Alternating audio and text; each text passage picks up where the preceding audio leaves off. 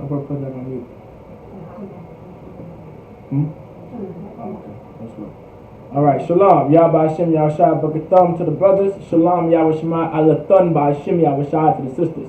We're the Israelite School, Universal Practical Knowledge, started 1 West 125th Street, Harlem, New York, under commanding General Yohana. We're not affiliated with any other Israelite group nor any other Christian organization. All right, today is the Isupk history class. All right, if you are on YouTube, Twitter, or Facebook, make sure you put your name, city, and state. All right, make sure you sign in and put your name, your city, and your state. Either YouTube, Twitter, or Facebook. Make sure you put your name, city, and state. All right, if you want to be a brother in the school, all right. All right, put your name, city, and state. If you want to be a sister in the school, put your name, city, and state. Also, this is for attendance, so you can be accounted for. All right. So you want to put your name, your city, and state, and then eventually earn a Hebrew name, either if you're a brother or a sister. All right. Now, for anybody online or in class, all right. Anybody online or in class, can anybody tell me what today's lesson is about? See if anyone's paying attention. Can anybody tell me what today's lesson is about? All right.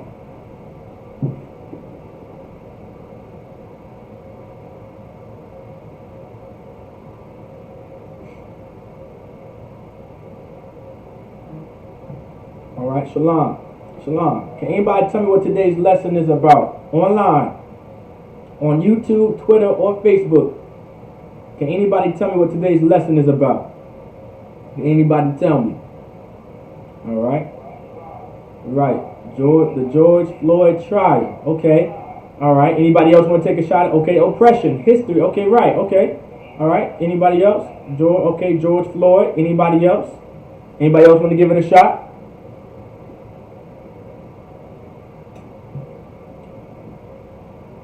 All right. Now, for anyone that answered George Floyd or even oppression, you guys are correct, right? There is a reason why we are going over George Floyd, right? There's a reason why we are going over George Floyd in history, right? Because George Floyd was not the first George Floyd, all right? I pray you understand when I say that. All right, George Floyd wasn't the first George Floyd. There has been many George Floyds in the Black, Hispanic, and Native American community forever. There have been George Floyds in the Latin community. There have been George Floyds in the Native American community, and there has for sure been George Floyds throughout history within the Black, Hispanic, and Native American community. All right? George Floyd isn't anything new. And this is something that we also have to understand. This is not something that's new. All right? This is not something that is new. All right? Actually, let me get that precept for everybody. All right? Can anybody tell me, can anybody online, this question is specifically for the brothers. What is a good precept to prove, right, that George Floyd isn't new, right? Like, what's happening to black people in America isn't new. Can anybody give me a good precept to that? Like, this isn't new, right? Can anybody tell me that this isn't new? What's a good precept? What's a good precept to say, you know what, this is nothing new. This has happened to black people before. We've seen this before. This is something that we've seen in the Hispanic community before, right? This is something we've seen in the Native American community before. Can anybody give me a good precept? Specifically also for the brothers that answer this online, if anyone's paying attention, all right?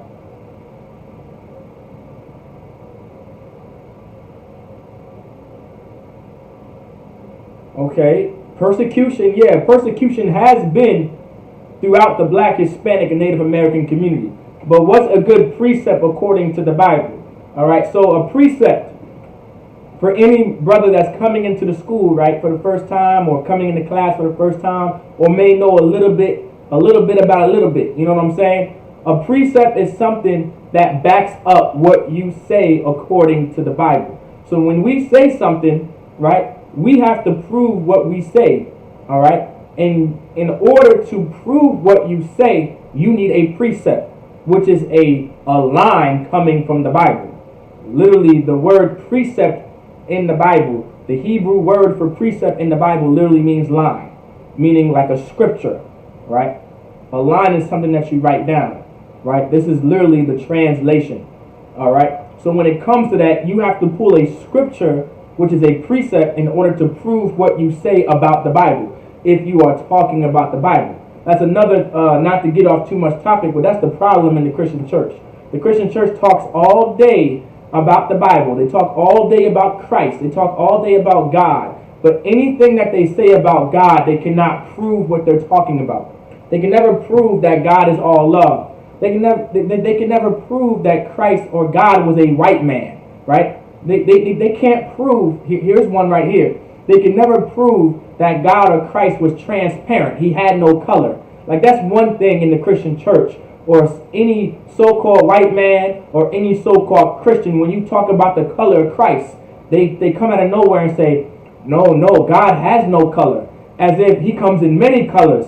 No, that doesn't make any sense. So you're telling me God's a rainbow, or God is completely invisible or transparent, you can see through him?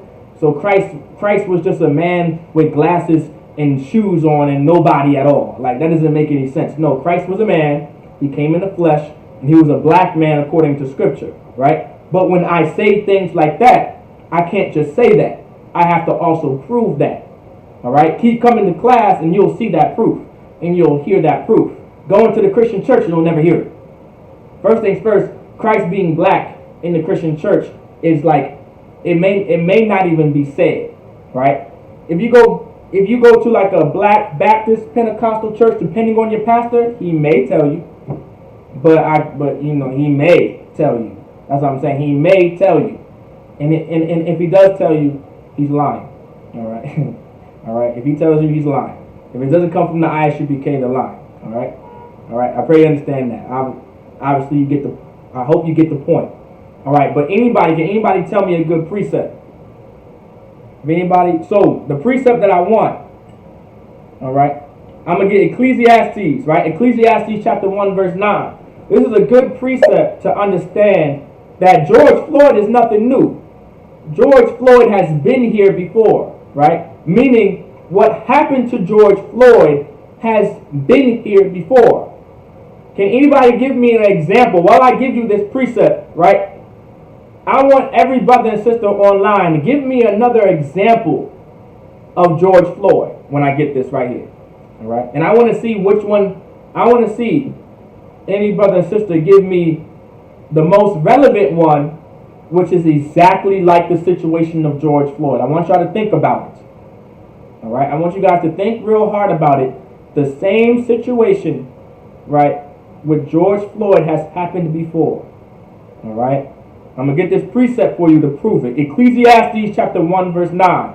The thing that has been, meaning the thing that has been, meaning the thing that was here before, right? The thing that was here before, right? It is that which shall be, meaning the thing that it was before, it is that which shall be, meaning it is now, right? To be something means like to be, right? Be, meaning in the now, in the present, right? So when it says the thing that has been, it is that which shall be, meaning the thing that has been, meaning it's going to be there before. I mean, it's going to be here now, or it's going to be here in the future. Meaning the same thing that was once in the past will be in your present, or will be in the future. All right? And that which is done is that which shall be done. Meaning the things that were done in the past, right? Meaning the things that were done, right? That word done, right, is in the context is referring to the past tense, meaning the things that were done, right, and that which is done, meaning what was done, right, which is letting you know, by the way, is also referring to past tense. So, and that which is done, meaning what was once done, which is in the past, right, is that which shall be done, meaning what was done before will be done again. right? It will be done again. The same things that were done before are going to be done again. All right? All right? This is in the Bible. This is in Ecclesiastes chapter 1 verse 9. All right? And there is no new thing under the sun. So there's no new thing under the sun. All right? So my question is to anybody online paying attention, what's under the sun? What is under the sun? Right? Now still, any brother and sister, give me, and I seen one answer, Emmett Till. Not exact, okay. Emmett Till is an example of what happened to George Floyd. Yes, because it was a lynching, it was a killing. All right, but not, okay, no. Yes, Emmett Till was a lynching, all right, just like how George Floyd was a lynching. But I want something really exact, all right? But what, now anyone online, answer the previous question too. Give me an example of what was done in the past just like George Floyd, which is proof that there is nothing new under earth is under the sun. Now we have, okay, Eric Garner, I can't breathe. That is the exact answer that I wanted. Eric Garner, all right? Eric Garner. I can't breathe, I can't breathe. Eric Garner, he was in New York City, and it was 5. This is how you know that the Lord, like the sister answered correctly too again. All right, no, another sister, Eric Garner, right? Eric Garner was okay. Apparently, the police came to Eric Garner because he was being accused of selling loose cigarettes, it's common in the black community, right? You can go outside right now and go into the black community right now, and there's some 60, 70-year-old man, or 40 or 50-year-old man, or even a 20 or 30-year-old man that probably has a pack of Newports in his pocket, and he'll charge you maybe 75 cents to $1 to get, right? This is something that is common in the black community, selling loose cigarettes. If you are from New York and up north, right, in the ghettos of Jersey, New York, this is very common. In any ghetto or any hood of the black, Hispanic, or Native American community, selling loose cigarettes is very normal, right? Now, he was being accused of selling loose cigarettes. Now, we know that the Lord is against cigarettes and smoking and selling drugs. We do understand that, right? If you do not come in, okay, this may be your first time coming into class, right? Or this may not be your first time, but you may not have known this. But selling drugs is against God. Selling narcotics to get your people high, right, is against the Most High. All right? Your pastor may not tell you that, and your pastor tells you that God loves you no matter what you do.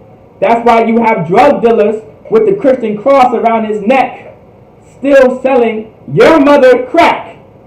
While your mother is getting high at night, your neighborhood drug dealer is giving her crack. While you're home alone, all by yourself at 13, 14 years old, with 3, 4 other siblings under you that you're forced to raise by yourself. Then eventually, CPS or DIFAS comes, and then you guys are now separated. Have you guys heard this before? This is common in the black community, just for selling drugs. But guess what happens when we sell drugs?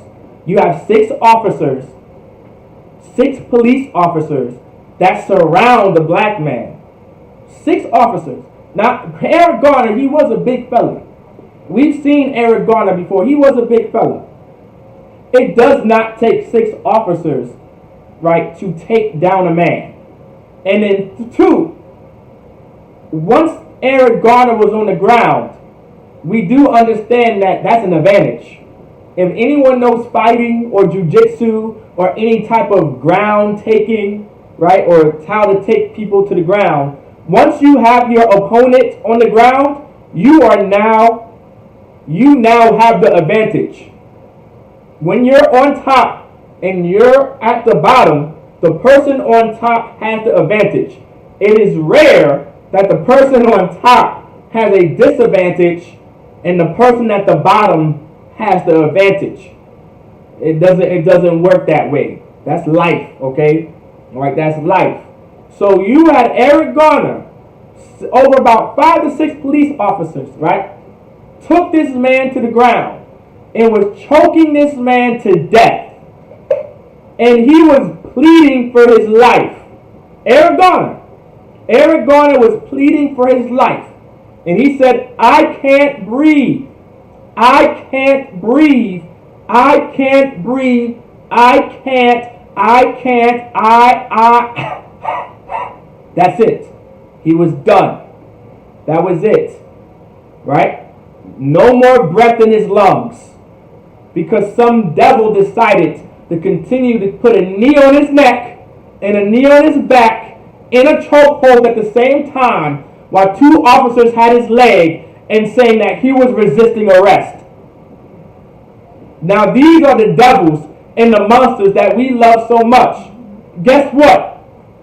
Here's the ironic part. Those police officers that killed Eric Garner, they go to church every Sunday. They are Christian. They believe in the very same God that every black person believes in. Eric Garner believed in God. I'm sure he did. I'm sure Eric Garner probably was a born Christian. I'm sure he was. He was probably selling loose cigarettes, but he's probably a Christian. Yeah, I'm sure he believed in Jesus Christ. I'm sure most black people are Christians. If not, they're Muslim. One of the two. But they both believe in a God.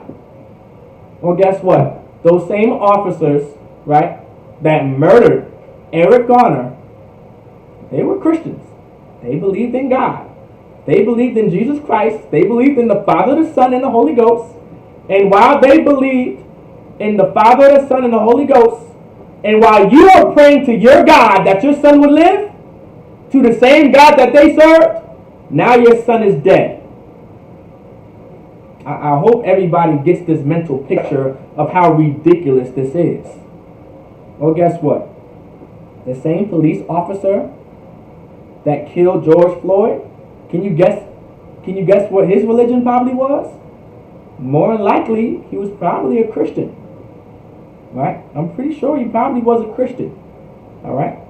I wouldn't hold it past him, right, that this man was probably a Christian that believed in God. And now not Eric Garner, but George Floyd, right, had a knee on his neck and a knee on his back. And not just, but on camera, everybody sitting and watching. Even the EMT, the first responders didn't even step in, right? That's how you know how wicked this country is. You are a first responder, and you are in the medical field, and you know that if a man is kneeling on a man's neck, which is around his esophagus, that deals with his lungs, that deals with his entire body when it comes to breathing, right? You would think that the EMT would step in and say, hey man, get your knee off of his neck. You're going to kill him. But because we live in this wicked society, he did nothing, or she did nothing. And now, George Floyd is dead. George Floyd is dead. Right? We understand this. Now guess what? You know, George Floyd had a daughter. So George Floyd was a father. These devils killed a father. I mean, I hope you guys understand that. This man, if I'm not mistaken, he was, I'm not sure, what was he a married man? Anybody online, was George Floyd, I think he was a married man, if I'm not mistaken. I believe this man was a married man, and he had a family, and he had a daughter, if I'm not mistaken, and he had a daughter, for sure, I know he had a daughter. So you're telling me that you killed not just a father, but a husband too. So you destroyed a family, right? This is the oppression that so-called blacks, Hispanics, and Native Americans go through every single day of our lives. This is why we say the white man is the devil that the Bible speaks of. Because their race of people do not have to go through the things that we have to go through. All right? They don't have to go through what we go through. There's a complete difference. Their society, their world, is completely different than our society and our world, right? They may have police officers in their neighborhood. Yeah, that's a similarity. The so-called white man does have police officers arresting other white people. That is true. That is true. So that is another similarity, right? So I guess I'm guessing because since there are white people going to jail too, and there's police officers in white neighborhoods too, we are equal and we are the same, and we should all just get along and be a big happy family. Or how about we go more into detail? How about we run the rest of the tape? How about we run that the fact that the police officers are in the black community, we are being harassed. And we are being terrorized in our neighborhood. When the so-called white man is not. But if you're a black man in a white neighborhood, you will be harassed and terrorized, not just by a police officer, but by neighborhood watch. Well, guess what? There's nothing new under the sun. That's what happened to Trayvon Martin.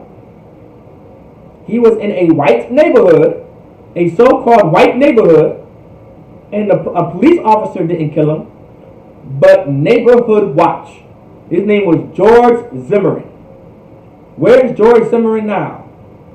He's probably in Hawaii somewhere, having fun. Somewhere in Texas, right? On a nice big piece of land, living with breath in his lungs, enjoying life, enjoying all the women that he can have, or if he's probably some sodomite, I don't know, so probably all the men that he can have, I don't know, right? But what I do know is that Trayvon Martin is dead, and he can't enjoy life. He can no longer, while George Zimmerman can have a family and enjoy his children, Trayvon Martin will never be able to enjoy that and never get a chance to do it because George Zimmerman murdered Trayvon Martin. This is the oppression that we go through in America. The so-called white man does not go through that in their communities. They don't get terrorized, harassed, how black people get terrorized and harassed. They do not. It's completely, absolutely different. But because we believe we're the same, and we all bleed red, and we all serve God, and we're all Christians, we can all get through this together and hold hands at the table of brotherhood and sing Kumbaya, me Lord, and be like, all right, all is good and all is done. While you have George Floyd being murdered and choked to death. So not choked to death, suffocated to death. Right? Because the knee was on his back. That's what really killed him. Eric Garner was choked to death. But George Floyd, with a knee on his neck, right? He was suffocated to death. Could not breathe. And he was pleading and begging for his life. Now this is the crazy part, and this may blow your mind. There's nothing new under the sun. We just proved it in Ecclesiastes chapter 1 verse 9. This is what's going to blow your mind. This is what makes the difference. Black people have to leave their homes every day to go to their jobs, right? In fear for their lives that they could be the next George Floyd. Anybody understand that? Any black man in America can be the next George Floyd. Even me. Even I can be the next George Floyd when I walk out of my door. This is the oppression that is among so-called blacks, Hispanics, and Native Americans. Now let's get Deuteronomy. Alright? We're going to get Deuteronomy. We're going to get chapter 32, verse 7. Alright? So now we're going to get Deuteronomy chapter 32, verse 7. This is what we have to understand. Black, Hispanic, and Native American men and women walk out their doors, right? And can be the next George Floyd, Breonna Taylor, Sandra Bland, right? Akai Gurley, right? Michael Brown, right? Tamir Rice, Trayvon Martin. Do these names sound familiar? These are all the men and women that these oppressors have killed, have murdered, and gotten scot-free. I mean scot-free. No. You would think that because of what they've done, how do you pull a woman over for a traffic stop, meaning her red? I think Sandra Bland, she was pulled over because of a tail light was out. How do you get murdered and killed because your traffic light was out? I mean, not your tail light was out. So now, as a black man or a black woman in America, I can't even drive in peace. I have to drive in fear. When a police officer comes behind a black man and a black woman, you don't think that, oh my God, hoo-wee, hopefully this goes well. Hopefully it's nothing. Hopefully I'm not the next Breonna Taylor or the Sandra Bland, right? Hopefully I'm not the next Mike Brown, right? I don't want to be pulled out of, I hope I'm not the next Xavier, right? That was in Richmond, Virginia. I hope I'm not the next Xavier that gets pulled out of his car, right? And gets gunned down and shot or gets thrown in jail, and then so happily I'm dead in jail. So happily you just die in a jail cell. So happily, right? I mean, I hope you guys understand that these are the things that we've heard. Right now, black people in America are watching a trial against George Floyd, a man that's already dead, a man that was videotaped being murdered. There's a trial for it, meaning someone has to either be proven guilty or innocent. I hope everybody knows about the court of law. They say in America you are innocent until proven guilty. In reality, you're just guilty until proven innocent. I mean, we all know that, right? That we all should know that by now. But we seriously have to have a trial, right?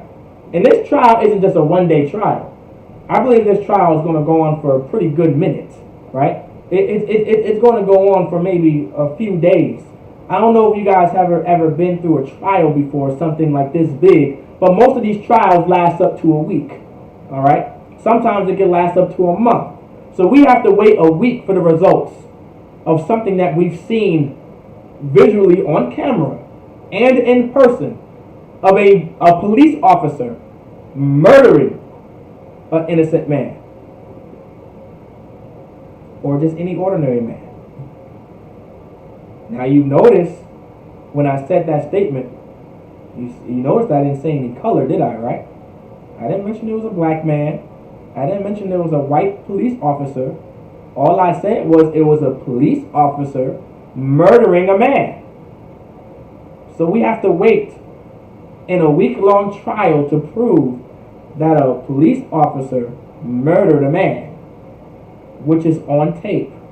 You would think the judge would just say, you know what, dude, you're wrong. you're guilty. Off you go, 20 years to life without parole, right? You would think that.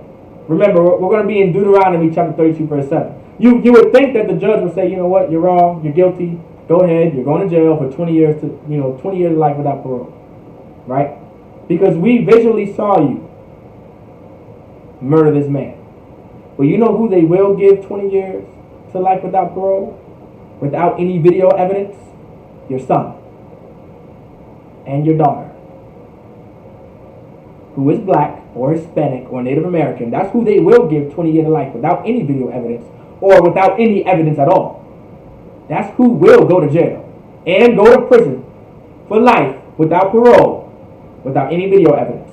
But with video evidence, we have to have a trial. What did Childish, I think it was Childish Gambino say? This is America. All right? This is America. Let's get Deuteronomy chapter 32, verse 7. Deuteronomy chapter 32, verse 7. Remember the days of old. So the Lord is telling us. So the Lord is talking to the children of Israel here, right? So we are in the book of Deuteronomy.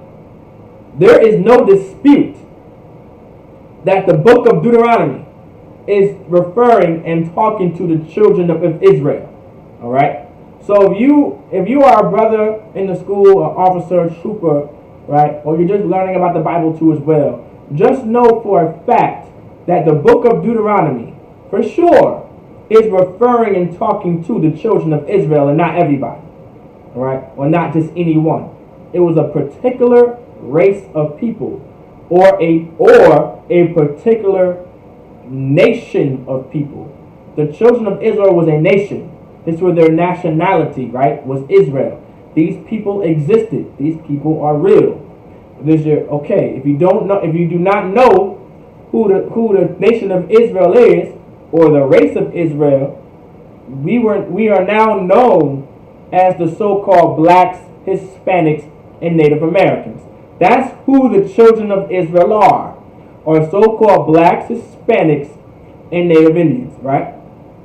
So the book of Deuteronomy is talking to the children of Israel, talking to so-called blacks, Hispanics, Native Indians. Right now, the Lord is talking to George Floyd's and Sandra Bland's and Mike Brown's and Eric Garner's and Trayvon Martin's and Tamir Rice's. I want you to get the image in your head that these are the people that the Lord is talking to. All right, He's talking to your Haitians. He's talking to your Puerto Ricans. He's talking to your El Salvadorians. He's talking to your Mexicans. He's talking to your Costa Ricans. He's talking to your Dominicans.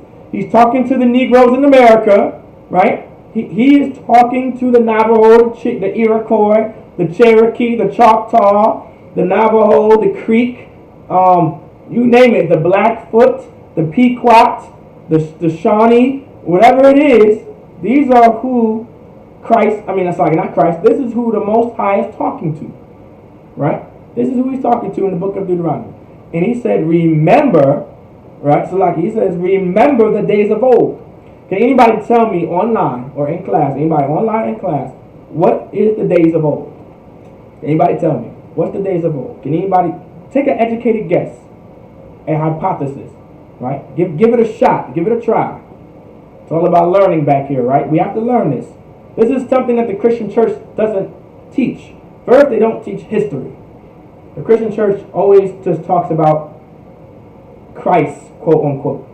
They never actually sometimes break down what happened in history, because they know that if they start talking about history in the Christian church, especially black history, there's going to be hatred. Some type of hatred is going to come out. There's going to be a certain spirit on black people that naturally happens when you start talking about black history, or any type of history when it refers to black people. That's why your Christian pastor doesn't teach it. Because if you teach black history in the church, then it wouldn't be so Christian as it is. They would understand, like, hey man, first things first, they might even be like, wait a minute, why are we Christian if you start teaching history in the church? Right? Why are we Christian when it was Christians killing us? If they taught history, right, in the church, on the sidebar. But what does it mean to be the days of old? Okay, the past, right? The past, the days of old. Right, the days of old, referring to history, right? Referring to the past, right? So the Lord is letting you know is to remember the days of old, meaning remember the times before, right? Right? Remember the times before you, right? This is in the Old Testament. This is in the book of the law.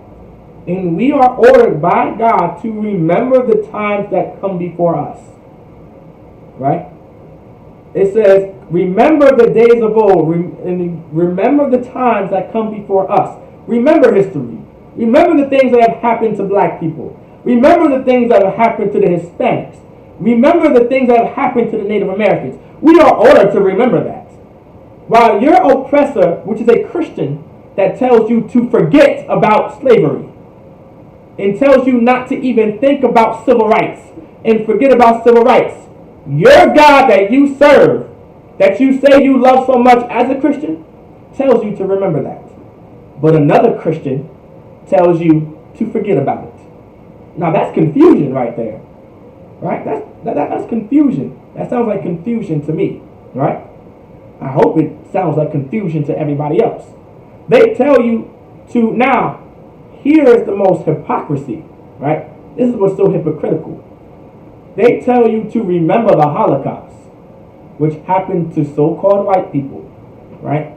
The so-called Jewish man that we know today, the ones that wear those yarmulkes and those Hasidics with the white and black, or even the ones that are whatever, the so-called Jewish man, known in the Bible as Amalek.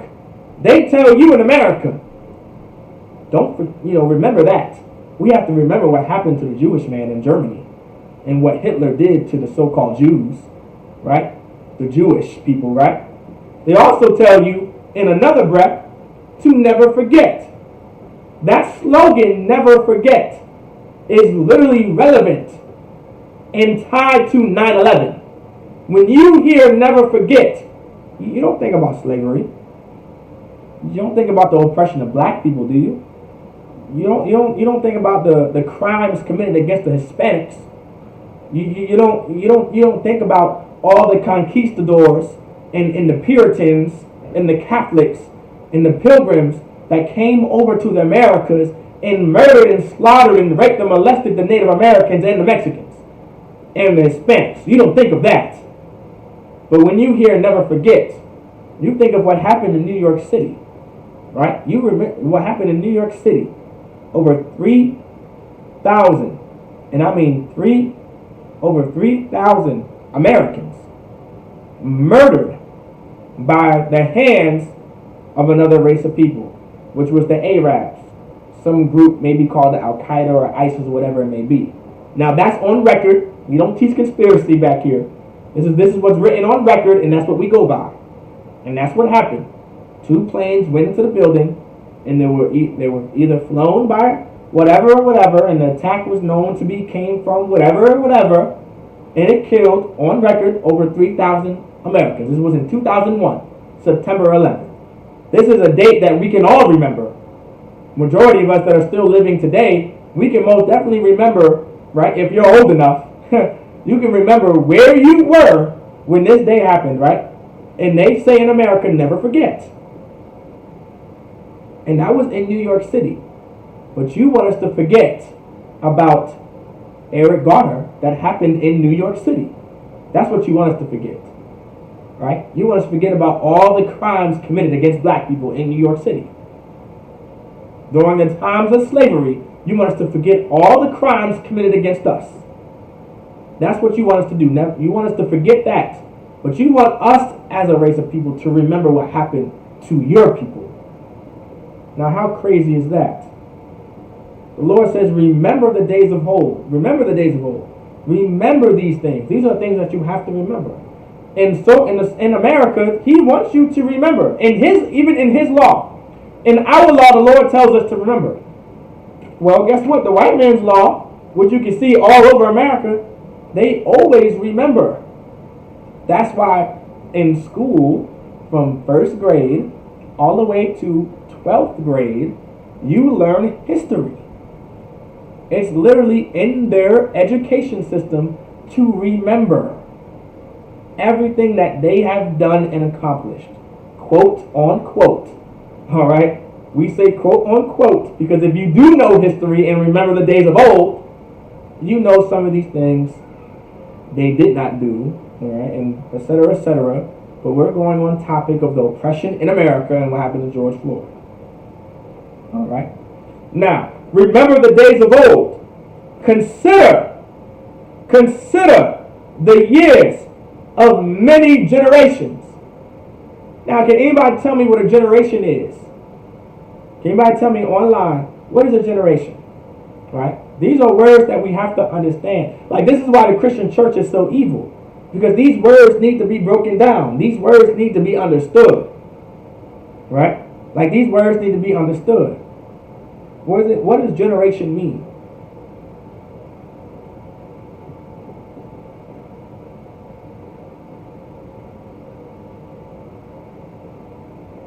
It said, consider the years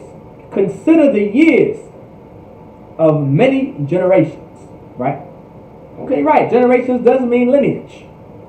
So now, right, the children that come, right, generations. So this is referring to your lineage, right? This word is referring to people, right? that exist or have existed, right? So how would we consider that? How would we consider the generations, right? How would we consider, right, our ancestors or our descendants, right?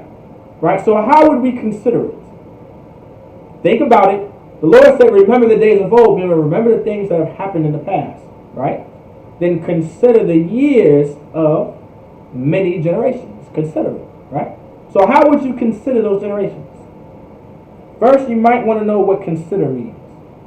Some people, now a lot of black people may not know what consider means because we as a people sometimes are so inconsiderate, right? Because of how we were raised and taught and how we lived in this society because we were Christians and Muslims and 5%ers and Buddhists and etc., etc. Sometimes we are to be inconsiderate. But the Lord wants us to not to be inconsiderate of many generations, but He wants us to consider it. Remember what they have been through. Okay, all right. All right. I don't want to use remember here because remember was already used. All right. So I don't want to use. Now you're not wrong, brother. You're close. You're on it. But you don't want to use the word remember because the word remember was already used previously. All right. But you're not. But I do understand. Right. All right. But I do understand. So you're very close. But there is a certain word I want you to use. Not so much remember in this case. We already broke down remember. Right. Remember meaning coming, like to memorize, to come back to memory. It's the car in the Hebrew, right? It's the car meaning remember, right? To come into memory. The past and present, future.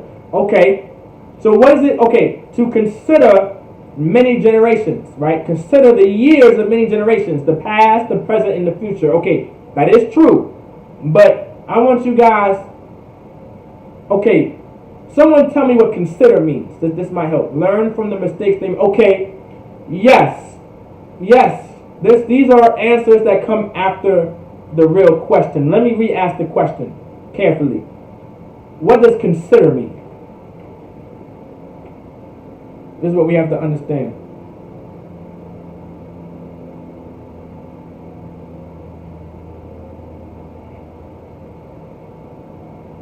Right? Consider, right? Okay, mindful. That okay, that is a good. That is a very good synonym to use. Mindful, right? But now we would have to go and see what mindful means. All right, we want that. So to be mindful can be considerate, yes. But when you're mindful, what are you doing? What's the action of being mindful? Let's think about it. I may have gave you the answer. Right? What are you doing when you're mindful?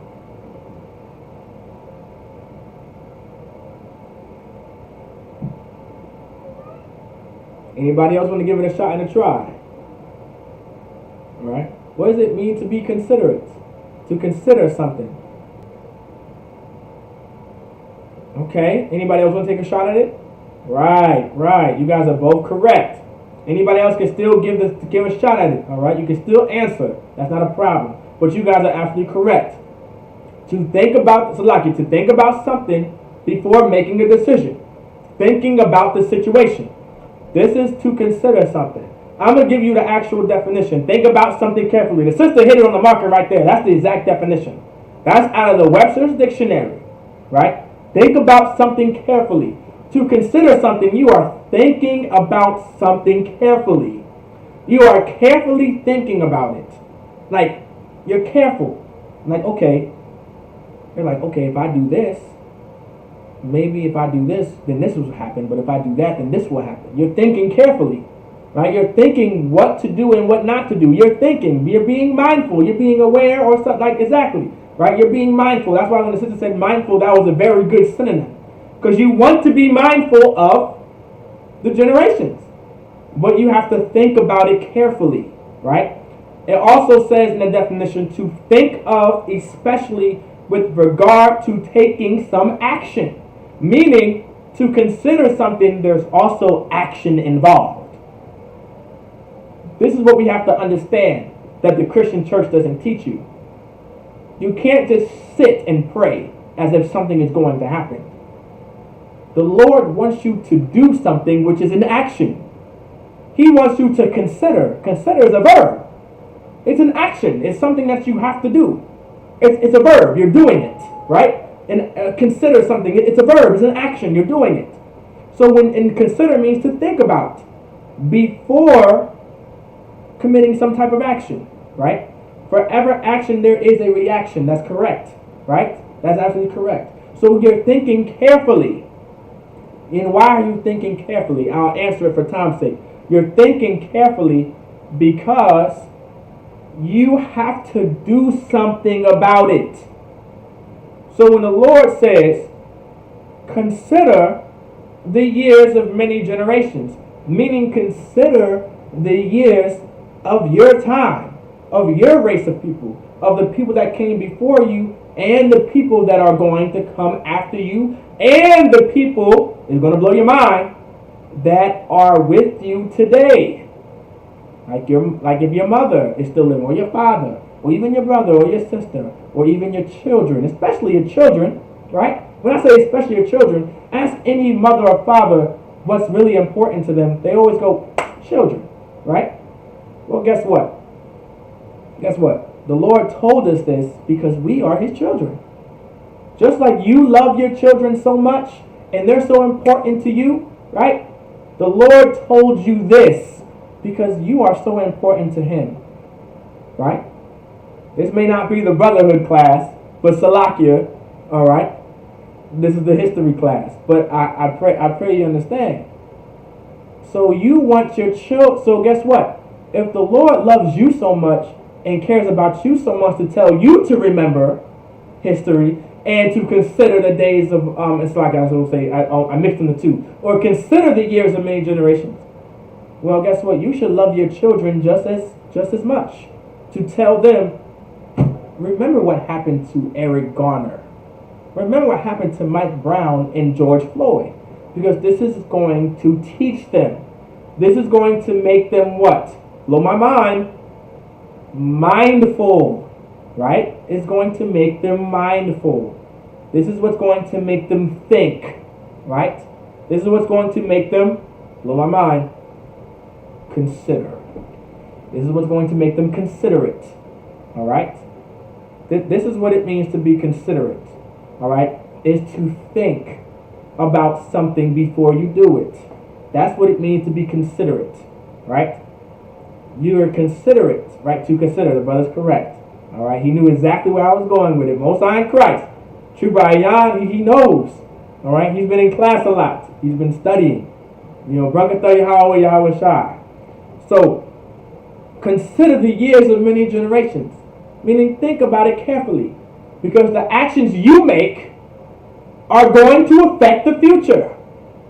Just like in the past, the actions that our forefathers made affected the future. All right? All right? Everybody understand? All right? Now, it says, ask thy father. Right? So it said, ask thy father. The Lord said, ask thy father. There's a reason why the Lord said, ask thy father, right? Actually, I don't want to give y'all the answer because I want you guys to think, right? I want you guys to consider, right? Because we need this attribute as a race of people to think, to be mindful, to consider in order to understand history and to understand George Floyd, right? So you guys tell me, why did the Lord say, ask thy father? What's the spirit behind that? Anybody tell me why the Lord said, ask thy father? Right? Let's think. This is the Israelite school of universal practical knowledge, right? Meaning we have to think practically, right? Meaning we have to put this into use. This ain't the Christian church when they say something and they don't do it. The Christian church tells you not to be a liar. They go out to church and lie. The Christian church will tell you it's not okay for you to smoke, right? Listen, this is what I just heard not too long ago, right? My grandmother, right? She's a minister, right? And this is my first time hearing this woman say this, right? And this is crazy, because growing up, she would tell me not to smoke because it's against God. But she just told me not too long ago that smoking will not send you to hell. Now, according to the Christian faith, smoking would actually send you to hell. At one point in time, if you smoked, you were going to hell, according to the Christian church. But somehow in 2021, smoking won't send you to hell. Do you see how wicked that is? You see how there's no discipline in the Christian church? You see how they don't even stand on what they once taught? Because it's just so evil and so wicked in there. There's no order, there's no discipline. This is it's absolutely ridiculous, right? Right? Now it's crazy. Now, of course, I knew my grandmother for years. She'll never pick up a cigarette. But by her saying that, will encourage other black, Hispanics, Native Americans to do what? Pick up a cigarette. We as Christians, right, growing up in the world, us as Christians, we don't want to go to hell, right? The goal is to make it to heaven, right? So if of course, if this is not what's going to bring us to hell, we're going to do it. Because the Christian church doesn't really teach you things of what to do and what not to do. They just tell you to do things on how you feel. All right? But that's another topic on another day. All right? But I just wanted to give you that real quick. So can y'all tell me, so not giving, all right, not giving, right? Why did it say ask thy father? What do you mean by giving? Maybe you could be right. Explain what do you mean by giving. So why did the Lord say ask thy father? There's a reason why the Lord didn't say ask thy mother in this case, right? It didn't say ask thy grandfather or Slaki. I don't want to say grandfather. It didn't say ask a woman, right? It said ask thy father, right? So can anybody tell me what's the reason why the Lord said ask thy father? If you can answer this correctly, you may just have a breakthrough. All right? Understand the spirit. I want you guys to give me the spirit behind ask thy father. Okay, because we are his children. Okay. All right. Sis, you are okay. You're not wrong, but you answered because we are his children. Okay, the Father, he is our Father. Okay. You guys are saying things right on point, right? But why? Why? What's so important about the Father? I don't want to give it away, but there's a point. Like, okay. Let me give it to you practically because you guys are answering it almost correctly. If the Lord is our Father and he's telling us to remember, what is he doing to his children? Maybe I just gave you guys the answer almost. What is he doing? If you can answer this, you can have a breakthrough. All right?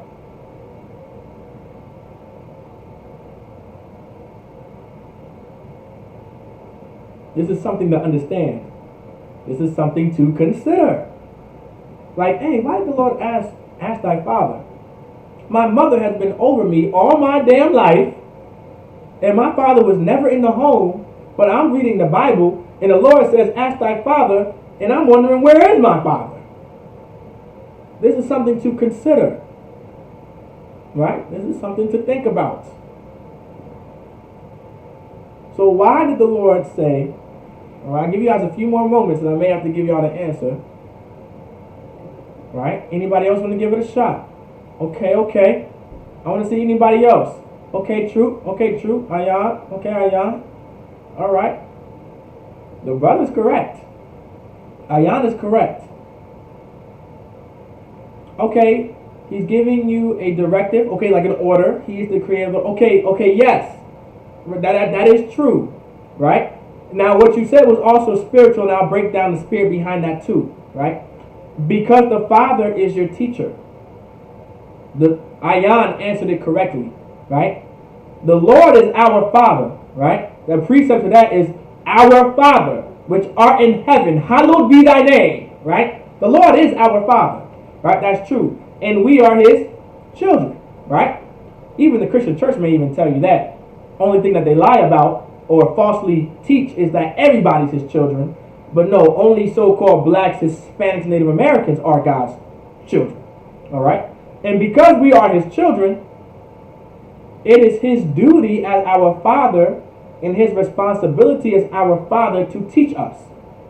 And not just teach us, but to chastise us and to discipline us, right? And to love us, right? These are and to hate us, all right?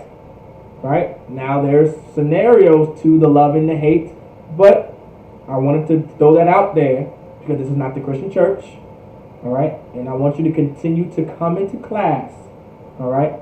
Now the Lord doesn't actually. Now I want to put a disclaimer. The Lord isn't really hating us in the definition of the hate that you know. Okay? What you see as hate, right, is not the same definition as hate unto the Lord. Okay? Just like the love that you know isn't the same definition of the love that you may know now. Alright? The love and the hate that I'm referring to, which the Bible is referring to, is the laws, the statutes, and the commandments, and keeping them and following them, and so far and so spiritual, right? The love and hate is spiritual, referring to the laws, statutes, and commandments. All right. But this is the Lord's obligation because He's a father. Well, guess what? This is why it's so important for fathers to be in the home. This is the responsibility of a father. This is the responsibility of a man. If you don't know, if you ever, I think I may have said this in a brotherhood class plenty of times. If you're wondering how to be a good father, well, first you have to be a good man. You cannot be a bad man and be a good father. That doesn't work. It doesn't work that way. I pray you understand that. Just like you can't be a terrible woman and expect to be a good mother. It doesn't work like that, right?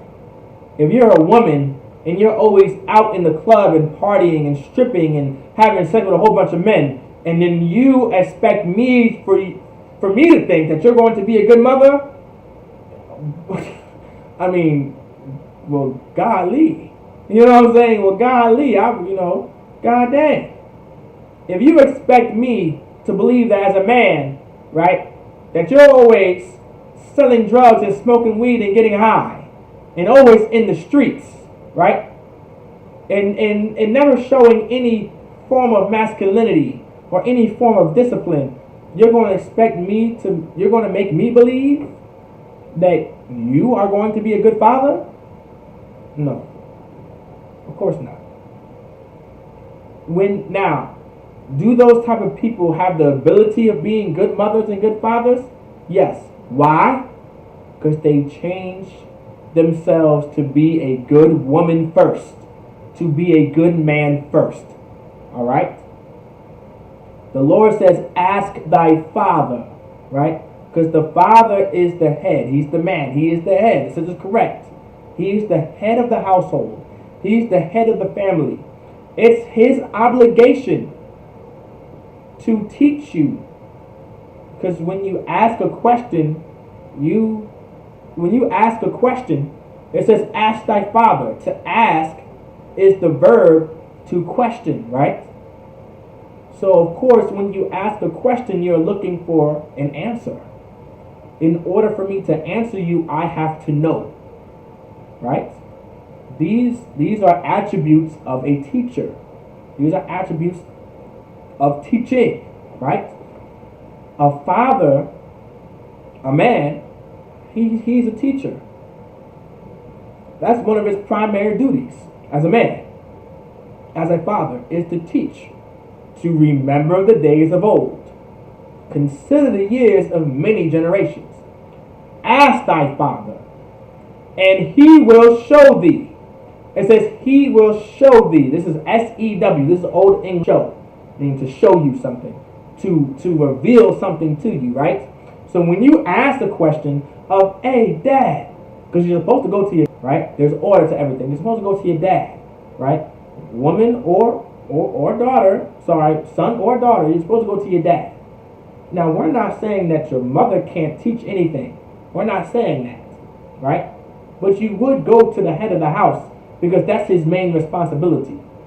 In normal days, mom wouldn't have time to answer your question. You know why? Because mom either has 3 more children to deal with, and then she has to cook and clean. So mom really wouldn't have the time to be like, well, son or daughter, let me sit you down and let me tell you what happened to Mike Brown and Eric Garner and George Floyd. She doesn't have that time because that's not her main responsibility. Her main responsibility is to be submissive to your father, right? That's her main responsibility, and to do things that he asks of her to do, because that's the order of everything. Because of the Christian church, you may not understand this, because you're like, well, why can't my kids ask me, right? Because in reality, if it was the way the Lord wanted things to be ran, you wouldn't have the time as a woman, right, to worry about sitting your son down and teaching them, right, to that type of extent, or sitting your daughter down and teaching them, right, to that certain extent. Now you would, as a mother, you would be teaching your daughter and your son how to be children and one day to be adults, and how to put on their shoes and how to put on their clothes and how to get dressed in the morning, or maybe how to cook one day, or maybe how to take out the garbage and keep the house clean. Like, these are things that you probably would be teaching your kids, because this is what you'll probably be ahead of, right? This is what your main responsibilities would or would not be. All right. Case on, I said would or would not, because every man runs his house differently. So whatever the responsibilities your husband or your man gives you is whatever the hell it is. All right. And you are to be obedient to it. All right. As long as it's lawful according to the Lord. Of course, if the Lord is a foundation in the household, of course it's going to be ran in the eyes of the Lord. And so you better obey every goddamn word. All right. I pray you understand. I want you to be damn near breaking down his words. All right. So, but of course, because of the Christian church and the way the black community is set up, we don't have this mindset. We always think, so why not women? Why not women? Why not women this? Why not women that? Why not mother this? Why not mother that? Why not sister this? Why not sister that? Because you have to understand, in Israel, our women had their own responsibilities that the Lord gave them. Just like the Lord gave men certain responsibilities that they have to live by and abide by. Right? Everybody understands? All right? So it says, ask thy father. Right? Because you're supposed to go up to your father and ask him. Right? You're supposed to ask him some questions like, hey, why did George Floyd get murdered like this? Why was he saying, I can't breathe, I can't breathe? Right? Why do I go to school every day and I get made fun of because I'm black? Why is there a thing called black jokes? Right? Why am I being ridiculed why am I being joked upon, right, by other white students because of my hair? Why am I always being targeted like, ooh, can I touch your hair? Can I touch your hair? Ooh, it's like a sheep. Why are these things? These are things that you would ask as a child, right? Right? And eventually your questions will get more mature the older you'll get. But I'm just giving you guys a practical example of what questions that your children may ask you as a father. At times, depending on the household, because we're destroyed as a people, your mother. You'll ask the questions to mother. All right? You may ask your mother this. Right? Because there's no father. And your father's not there. And there's no man at all. And there may be many men. Many men. What was that 50 Cent song? Many men? Whatever it may be. Alright? Let's continue reading. Thy elders. Right? So thy elders. The elders of Israel were men. Right? Were men. The elders of Israel were always men. Was always referred to men and not women. In the Christian church, if you ever grew up in the Christian church, there were men elders and there were women elders. Alright? That's not biblical. Alright? The elders, according to Israel, were always men. Alright? And they were men with wisdom. Right? They were men of wisdom, knowledge, and understanding. So if you went to these elders, they would have all the answers. Alright? There was really no age to when you became an elder. But if you were an elder, you had a good amount of information. All right. Now we do know, as black people, we see elders now as, because of the Christian church and because of American society, an elder is usually someone that's high in age. They have gray hairs. You know what I'm saying? right? Think of it that way. I want that's not in elder, but I want you to understand where they get that concept of why they call older men or women elders, right? And here's why. Because if you're 70 or 80 years old, or even 60 or 50 years old, 9 times out of 10, you have some knowledge, right? You have some wisdom and understanding. You at least have something to tell somebody. You know what I'm saying? I don't know if you ever spoken to older man or older women that's 60, maybe even, I'll say even 50 and up, right? Even 50 and up. They have something to tell you.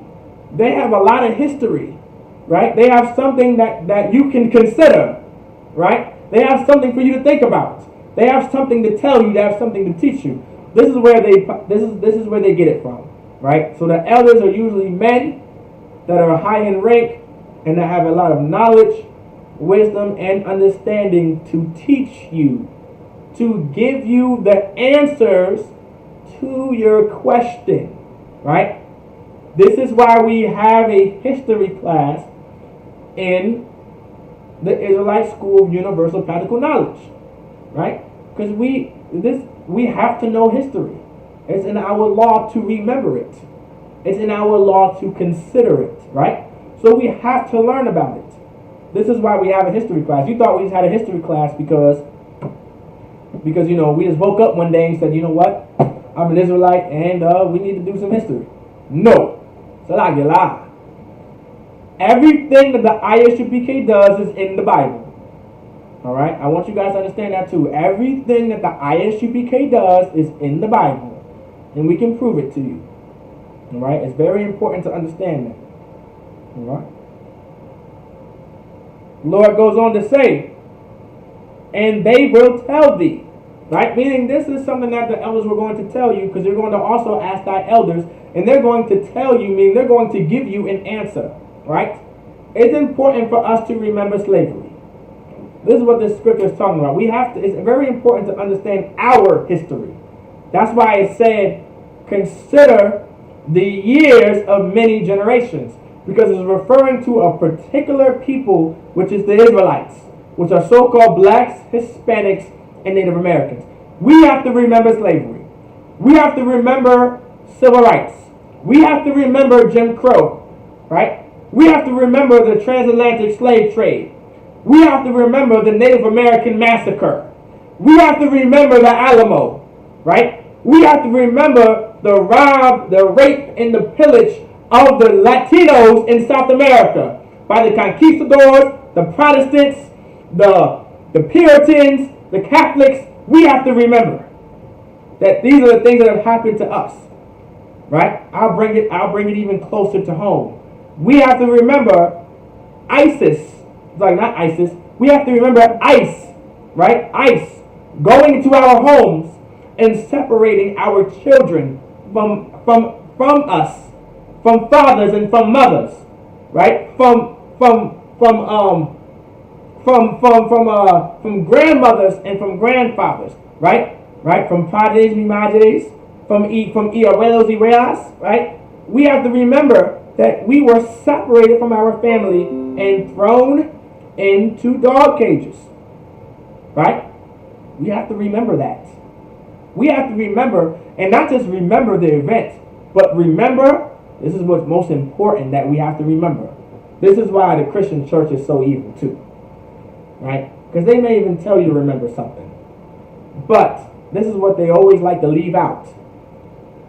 We also have to remember who did it to us. We have to remember the criminal and not just the crime. This is what happens. Let's get the next scripture too. Let's get we're gonna get Lamentations 1 and 5. Right? We're gonna get Lamentations chapter 1 verse 5. Right? Like, we're gonna go ahead and get into this, right? Like, this is what happens in the black community. We're taught to remember the crime.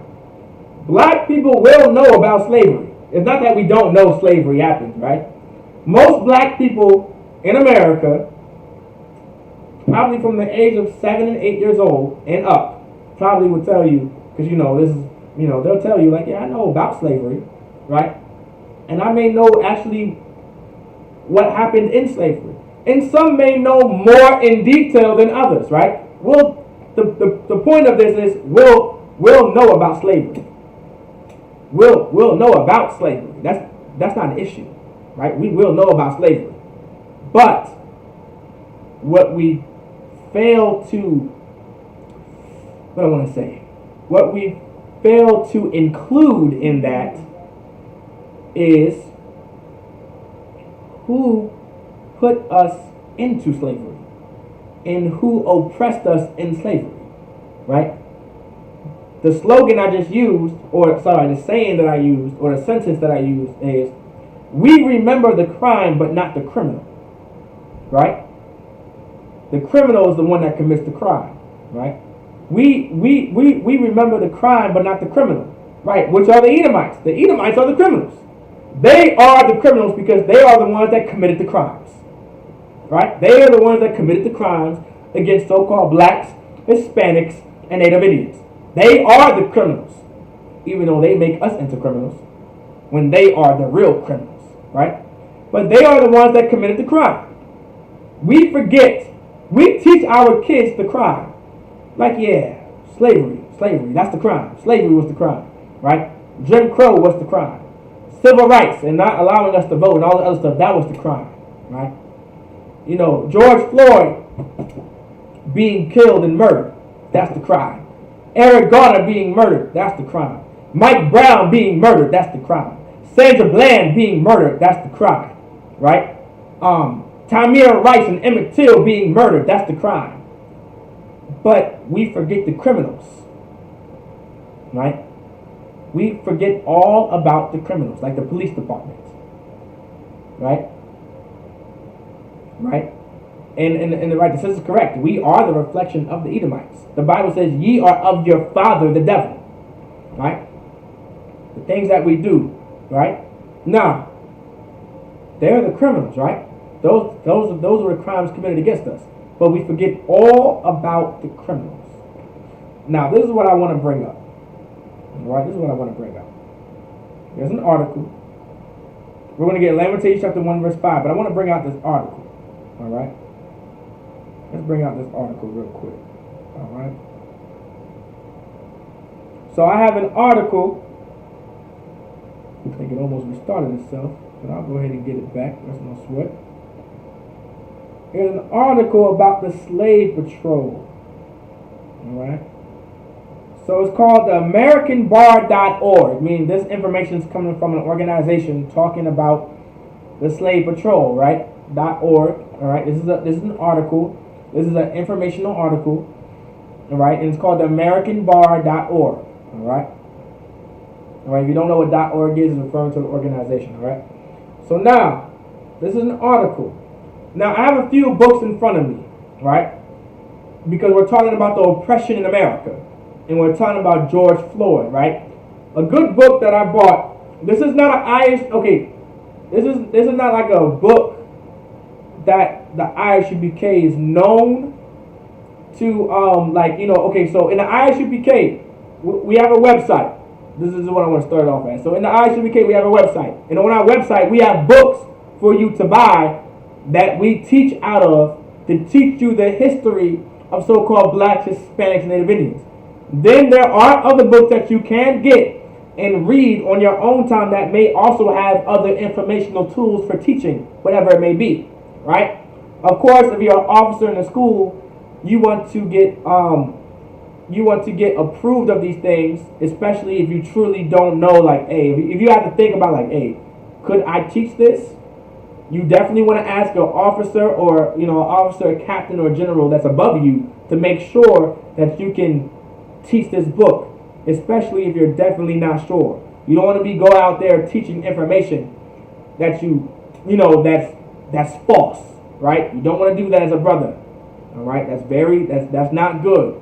We don't want to destroy the integrity of the school. So any brother and officer and captain and general out there, all right, so like any officer and trooper out there, all right, that's coming into the school, right, and learning about the school, right, and is fresh into the school, right, maintain discipline, all right, maintain discipline, and Be diligent. All right. You don't want to destroy the integrity of the school. All right. This is what was taught by the generals and the captains. That's why I said the generals and captains before, because I was skipping ahead of what I wanted to say. All right. So this book is called The Ugly List. America does not want to see. All right. You can get this book probably from any store. You can buy it online. But it's literally just a list of the lynchings that have happened in America. All right. So the ugly list of America does not want to see. If you read this book, it's not like a book. It's literally just a list of black people, and I believe Hispanics too, and Native Americans being lynched in America, right? And what's funny, well, I wouldn't say it was funny, right? I won't say funny, but ironically, I should say that the first lynching that the book states, right? Because this is referring to black people and Hispanic Native Indians being lynched, right? Being openly persecuted, right? Or, right, being openly persecuted, meaning openly murdered, right? Just like George Floyd, the first man that they list in this book is Jesus Christ of Nazareth, right? Hung Golgotha, Jerusalem, the place of the skull, right? That's the first lynching that this book lists, right? Now, I wonder why I wonder why they put Jesus Christ in a book of lynching. I wonder why. It's bizarre, right? Well, here's the obvious answer, right? First things first, Christ was a black man. And two, he was lynched and murdered in front of his own mother and brother like any other black man. Just like how, listen, the Lord says in the Bible, he was slain and hung on a tree, referring to that Roman crucifixion, that cross that we wear on our necks today, right? Right? That's what that is, right? Christ was lynched by the Romans. Oh my God, this is going to blow your mind. The Romans were white people. They were white. They were the so-called white man, right? Right? And right, that's why blacks was hung. Because of the simple fact that they were black. And if you went against America, or you went against the Roman Empire, you are going to be lynched, right? And just like Christ, black people are lynched, right? Even to this day, because just like how Christ was hated, we are hated. And God forbid you're truly a server of Christ. God forbid, especially during the time of the Romans, if you followed Christ, you were going to be murdered. You actually, majority of the disciples, I believe there's a book that's written about the disciples, in the history of the disciples, they were murdered in the most gruesome ways. I believe Paul was like hung and burnt to death. Right? You know how the native, listen, you know how those, you know how the Catholics and the Protestants and the Puritans came and murdered the Native Indians, and they put them on a cross, and they put them on like a log, and they put hay under it, and they set it on fire. I believe they did that to Paul or Peter, and he was upside down. I believe like reading that in a book sometime. They were, right, even the Romans, listen, the Romans even put black people into arenas for fun, for sport, and we were eaten by lions. This is correct. These are things that these evil bastards have done. All right? But this is history that we need to know. This is the oppression that continues to happen in America, which is the murder, the robbery, the rape, the molestation, the assault, and the complete attack and terrorization, right, towards so-called blacks, Hispanics, Native Indians.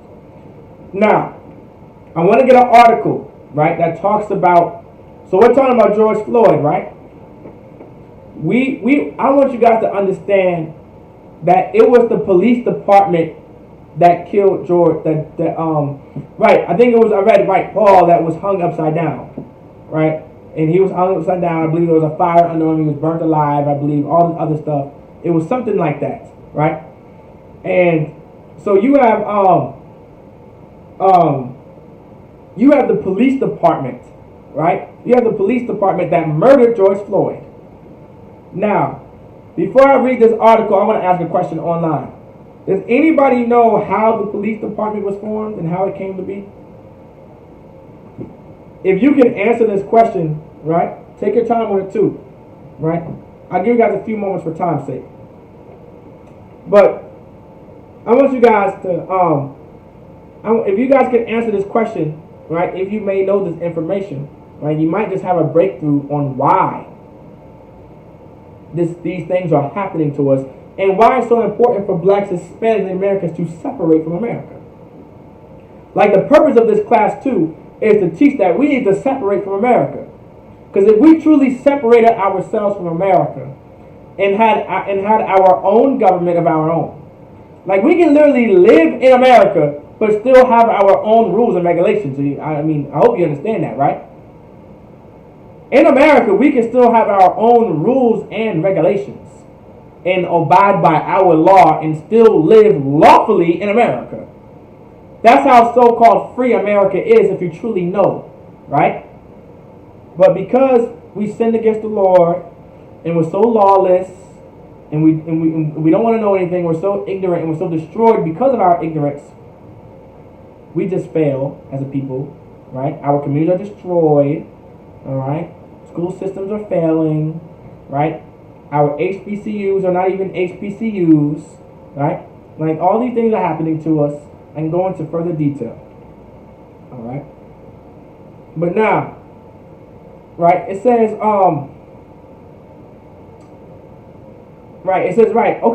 that's correct. Slave patrol and, right, Patty from slavery, right, patrol from slavery, right? They would stop them not having a traveling pack, right? So overall, if you answer slave patrol, you are correct. The police department comes out of the slave patrol. Now, here is the proof, right? Now, you can find this, you can just Google this, and this is information. Like, listen, back in the day, you had to go into books and libraries, right? Like, listen, like, Barakatah Yahweh Yahushua for the Lord raising up brothers, right, to raise up Commanding General Yohana to teach so-called black, Hispanic, and Indians. These brothers that laid the path before us, like the seven heads, like High Chief Priest Ariyah and Kazakh and High Chief Priest Lahab, right? These brothers were in libraries in New York City, day and night, reading book after book after book, right? And I mean book after book after book, just so you can know where the police department came from. Now, right now in 2021, it's literally in your fingertips, right? It's literally in your fingertips. You can Google this, right? And it's literally in your fingertips. And you can Google up where does slave patrol come from. It'll tell you. Oh, I mean, where does the police department come from? Oh, it came out of slave patrol, right? Like in the South, the 1700s patrol groups to stop slaves. Right, correct. Right, that's exactly it. Right, that's exactly it. It's the slave patrol. So I'm gonna go ahead and get this article. I want to say it's 3 to 4 paragraphs down. Right. So it says the first slave patrols were founded in the southern United States, the Carolina colony, specifically Raquel 1992. So it started in South Carolina, right? Salakia. I can't say South Carolina. At this time, I believe it was just called Carolina. In the 1700s, there was no North and South Carolina. It was, I believe, the 13 colonies. It was just the Carolina. And then you had Virginia. There was no West Virginia. It was just Virginia and all this other stuff, all right? All right. That's a little bit of history, all right? On a sidebar, they took that history out of the school system in Virginia. So if you have children in school as we speak, history is no longer a mandatory topic anymore in the state of Virginia, which is bizarre, right? Let's let you guys know. All right. In the North, formal police were created to control immigrants who were moving in. Right. This is where things stem from, especially in the North. All right. Especially like, listen, if you come from New York or Jersey or Philly, listen, it was racist too. It wasn't just the South. It was America that was racist. It was America that lived off of white supremacy. right? In the South, it came from beating you half to death, and then of the North, it came suddenly and violently going behind your back and setting laws against you. All right, now what's the difference? All right, quote unquote, right? Even right, I was about to say that too. Even Jersey had slaves. The state of New Jersey had slaves. All right. Let's see. I have other comments too. Right. Virginia history is very Virginia history is very instrumental in the development of the USA. Like Virginia is literally the state that established, right, where everything was first established, where all the murder happening, where all the wars and battles. Like Virginia, the state of Virginia itself literally has almost all of American history. Like, you know what I'm saying? This is where the Jamestown is, Williamsburg, Yorktown. You barely can find any more Native Americans around here because they murdered them all and pushed them all the way west, right? This all happened in Virginia. Like the capital at one point of time in the White House was once in the state of Virginia. Like the history of Virginia is so like the Bull Run. Like so many things have happened in the state of Virginia. It's so crazy, but they decided to take it out of the school system. That's why the Lord said, "Remember the days of old" to Israel. Because Yorktown, Jamestown, Williamsburg. That's why the Lord said, "Remember the days of old." That's why the Lord said, "Consider the years of many generations, and ask thy father, thy elders." Right? That's why the Lord said it, because it starts with us. We don't need America's school system to teach history, right? Because we know history. I can teach you Virginia history. I pretty understand. But America makes you go to school for 4 years to become a teacher. But I believe I can go into the school system right now and teach you a whole lot about history, and probably more than your fifth grade, sixth grade history teacher. All right, maybe. All right, I'm just saying maybe. All right, don't put me to the test.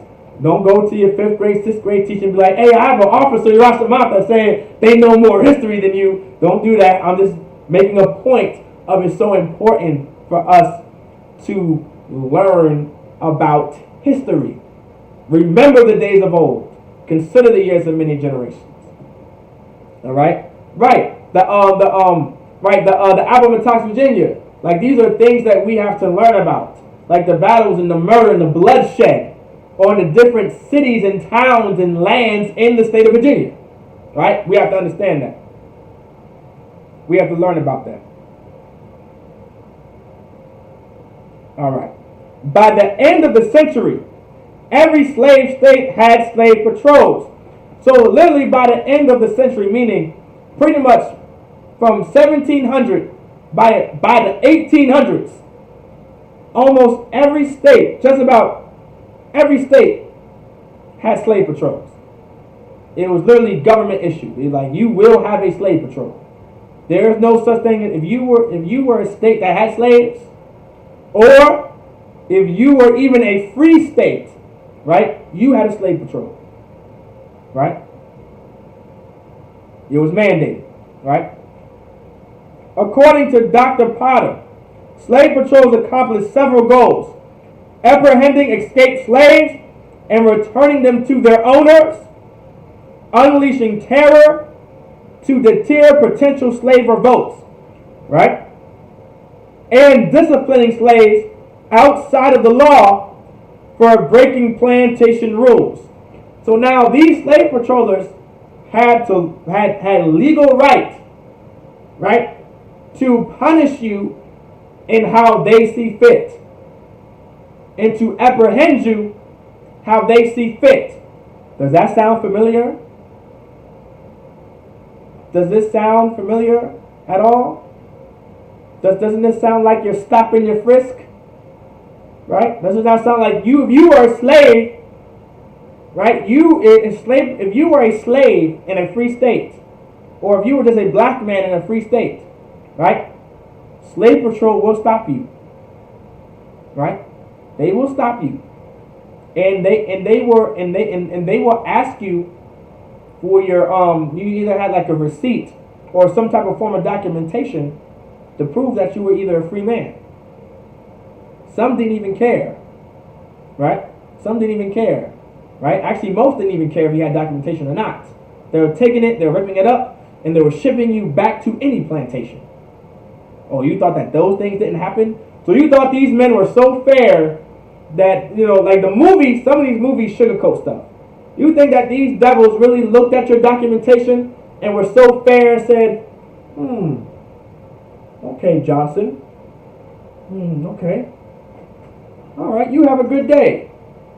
Really? In the 1800s? We don't even get that in 2021. Would you expect me to happen in the 1800s? We were fairly treated and looked upon? Come on, man. Throw me a break. Come on. Give me a break. Throw me a bone. Make it make sense, right? It says, described by Turner et al. Slave patrols were government-sponsored force of about 10 people that was well organized and paid to patrol specific areas to prevent crimes and insurrection by slaves against the white community in the antebellum South. So the slave patrol, they were well organized, right? They were well organized, right? They were a organization. They were well organized, meaning they had order, right? They had a certain amount of rules and regulations that they lived by, and they followed according to their codes that they were taught. This was an organization. The slave patrol was well organized and federally, what was the word that they used? Government sponsored. They were government sponsored, right? Meaning the government sponsored them. They were paid by the government. They were enforced by the government. That's what it means to sponsor something. Right? It says, against the white community in antebellum South, without warrant or permission, slave patrols could enter the home of anyone, black or white, suspected of sheltering escaped slaves. So you were a slave patrol member. Now, on a sidebar, you guys can research this yourself. Look up, you know how back in the day, your sheriff and your police officers had a star, right? Had a star to let you know that they were a police officer or a sheriff? Go back in time and look it up online. The slave patrols had that very same star, right? They had that very same emblem. This is nothing new, right? Nothing new under the sun. Nothing new. So now it says, without warrant or permission. Oh my God. So without warrant or permission, right? There we go. Slave patrols could enter the home of anyone, black or white, suspected of sheltering escaped slaves. Oh my God. What does this sound like? This sounds like the incident of Breonna Taylor, right? There was another brother that was murdered for a search warrant, right? No knock warrants. There you go. There you go. No knock warrants. This sounds so familiar, right? All these rules and regulations come from slave patrols. From slave patrols. Now, here you go. Blow my mind. Blow my mind. I want you guys to blow my mind here, right? It said black or white. It said black or white. So now, because it said black or white, I guess white people were treated the same as black people, right? Because slave patrols would knock on their doors, right? So now I guess we all got to come together now, and we're all family, and we should just hold hands and kiss each other and sing Kumbaya and just call it a day, right? This is what this is talking about, right? No, not at all, right? For time's sake, I'm going to tell you, all right? Right? Salaki, I didn't even get it out. These were poor white people that they would go into the homes of. How do I know? No rich white man is going to house a slave. But you know what he will do? He will own a slave. And he will put money towards the pot of producing more slaves. Right? That's your government sponsor. Right? Just like today. Who do you think sponsors the police department? Who funds the police department? It's the rich white people. It's the government. It's government sponsored. All right? It's literally America written all over it. Right? Now these were poor white people living amongst black people. Right? Now here's this. This is what you have to understand. Right? When they raided and went into these homes of white people, was it white people going into slavery? Oh, here we go. Remember, this is the Isupk. This is the Israelite School of Universal Practical Knowledge. Was it white people going into slavery when they raided those houses with a no-knock warrant? Of course not. No. But we're so the same, right? We're so equal, right? We all bleed red. But even though the no-knock warrant, right, was to catch slaves, there was no real repercussion of you holding a slave. Maybe at worst, I'll say, at worst you may have been killed as a white man. Maybe at worst. But of course, since they love their people, right, and they care about their own, you're just going to be called a nigger lover. That's it. That's the worst. That's the best case scenario. Oh, you nigger lover, and they're going to take the niggas out the house and ship them out to be slaves. That's it. And this is going to tell you to never do it again. And they're going to keep watch on your house to make sure you don't do it again. That's all. How do I know? They do it now. There's white people living in your ghetto, living in your hood, doing exactly what you do, selling loose cigarettes, selling drugs, smoking weed and getting high, and selling crack and on crack. But who floods the prison systems? Who's being murdered? Who's being gunned down? Who's pleading for their life? I can't breathe. I can't breathe. I can't. That's it. Who's doing that? Not those devils. But they are doing exactly what you do. They're disobeying the law. They're doing exactly what you do. They are disobeying the law. Right? They are disobeying the law. But you are the one being murdered. We are the one being murdered. We are the one that's suffering from mass incarceration and thrown in prison and jail. Well, guess what? Just like in the 1800s, you and that white man was breaking the law. But you went into slavery. And they did not. And this is how you know we are still in captivity. This is how you know we are still in slavery. The Lord said there's nothing new under the sun. Let me skip down for time's sake. Let's see. Let's skip down for time's sake. After the Civil War ended. So after the Civil War, after the so-called fight to end slavery, right? Before I finish reading, I have this. It's called the Constitution of the United States of America. All right. This is the history class. Yerushalayim has the Constitution.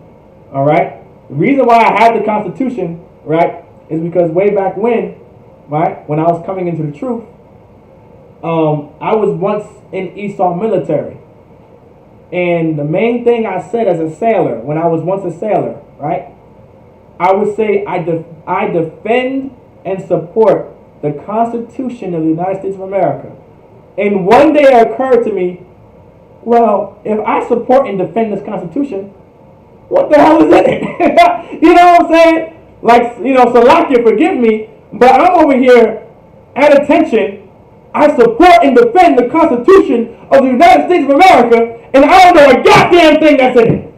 All I know is the Bill of Rights, and I don't even know that by word from word. I just know it's called the Bill of Rights. You know what I'm saying? I don't remember all of that. I think the only thing I know probably of the Bill of Rights is the freedom of speech, maybe. I don't know if that's even the Bill of Rights. I believe it is, actually. But you get my point. I don't even know what the hell is in the Constitution. So I said, you know what? One day, I said, I'm going to buy the Constitution, because you can buy it. It's something you can buy, by the way. You can just buy this for like, I think, $20, and you have the United States Constitution. It updates every year, because they always add or take away. Well, Salakia, I take that back. They always add but don't take away. So there's probably more amendments coming, whatever it may be. They'll just let you know there's a new Constitution out there. All right. So this is the United States Constitution, and we're going to get into it because we're talking about the Civil War, right? And we're going to talk about the Civil War a little bit. I'm running out of time, Salakia.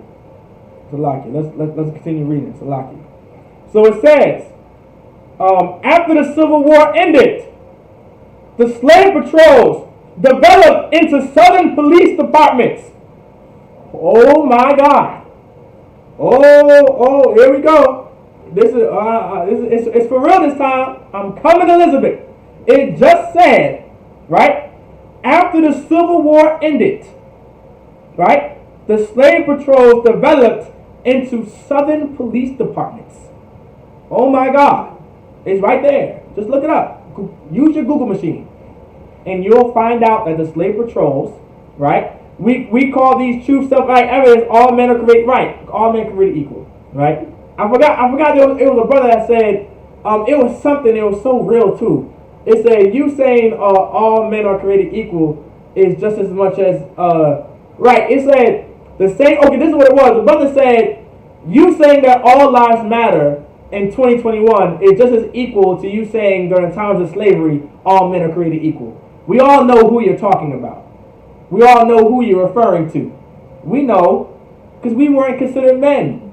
We were considered cattle. We were considered, once again, this is what you support and defend. When you are in the military, when you are in Esau's military, when you are in the white man's Navy, Marines, Air Force, Coast Guard, National Guard, Army, whatever it is, this is what you fight for. And in this very Constitution, you are not even a man. I believe it's what, 2/5 of a man? Something like that. And you're considered a slave. And property. In this very Constitution, because they believe that they cannot take away but just add to. Right? And trust me, these devils will find a way not to ever contradict this. I promise you that. You think that because they tell you these things, it may contradict what it says in here. No, it doesn't. They find a way not to contradict their Constitution. Trust me. They will add another amendment. Listen, the white man is so evil, they may just add an amendment that there's no such thing as a contradiction to the Constitution. and they'll constitutionalize that. All right? I pray you understand how evil and wicked these men are and how evil and wicked they can be. All right. So now, oh yeah, I remember, right. In Tennessee, they just signed an executive order in Tennessee to abolish slavery about just 2 weeks ago. Because they never did it. They may have, quote unquote, followed the rules of not having slaves anymore, but according to the law, you were still a slave. So if you ever lived in the in the state of Tennessee, and you went to, listen, how crazy is that? What if I went to vacation at Tennessee, and I couldn't leave because I'm a slave? I have a whole family in Virginia somewhere. I have a family somewhere in Jersey or New York. But because I decided to take a vacation to Tennessee, right? Let's say this was like maybe 3 months ago. According to the law, they can keep you there because you're a slave. Right. They'll keep you there. They'll definitely keep you there. How crazy is that? Right? Look this up. You can Google it. You'll be like, oh my God, Tennessee really just abolished slavery in 2021. That's over 200 years now. No, Slocky. That's over a little bit over 100-something years now. Right? That's something to think about. But this is the people that we love. Now, let's get it. Right? Lamentations chapter 1 verse 5. Her adversaries are the chief. It says, her adversaries, right? Her adversaries are the chief. Right? For time's sake, I'm gonna give you a definition of adversary real quick, all right? Right? For lack of better, let me see if I got time to give you adversaries, all right? So the word for adversary definition: one that contends with, opposes, or resists an enemy or an opponent, right? So referring to an enemy, right? An enemy, someone that's against you, right? So it says in Lamentations chapter 1 verse 5, her adversaries, hers referring to the children of Israel, is referring to Zion. In the Bible, Zion, Israel, the Jews, Israelites, that's who her is referring to, all right? Her, referring to the people of Israel, so-called blacks, Hispanics, and Native Americans, right? Her adversaries. We had adversaries. We had enemies. We had people that were completely against us. We do have people even today are completely against us. We have people that absolutely hate us. We have people that are not for our best interest, right? We do have enemies. We do have adversaries. And the Lord says her adversaries are the chief. Does anybody know what a chief is? For time's sake, it's someone that is in charge. Someone that has complete control, has authority, has some rulership. If you are a chief of something, meaning you are a head of something, you are a ruler, some type of authority, some type of power, right? That's what a chief is. And it says, Salakia, her adversaries are the chief. Her enemies prosper. Meaning our adversaries, right? Our adversaries, right, are not just a power over us, right? They're not just an authority over us, right? But also our enemies prosper, right? Our enemies prosper. How do our enemies prosper? Right? That's a question we should ask. How do our enemies prosper? Right? How do they do it? If they're already in power and authority over us, well, how do they prosper? Well, they make the rules. They make the laws. Now here we go. This is why I got this. All right. I want you guys to understand this. This is in the Constitution. All right. This is what you have to understand. All right. This is in America's Constitution. This is proof. I want you guys to see this book that I'm holding up. This is proof. I'm going a little bit over time, Salaki, but I'm not making this up. All right. I'm not making this up. This is in the Constitution. I have to read this. It says, this is the Constitution, Amendment 13. Is everybody familiar with the 13th Amendment? The 13th Amendment is very important to black people, right? But let's see what we really know about the 13th Amendment and what it really says. We know about the 13th Amendment. We know that it abolishes slavery, right? We're told that the 13th Amendment abolishes slavery. But let's see what the Constitution says. Let's see what the Constitution says. Amendment 13 in the Constitution, ratified December 6, 1865. Section 1. Neither slavery nor involuntary servitude.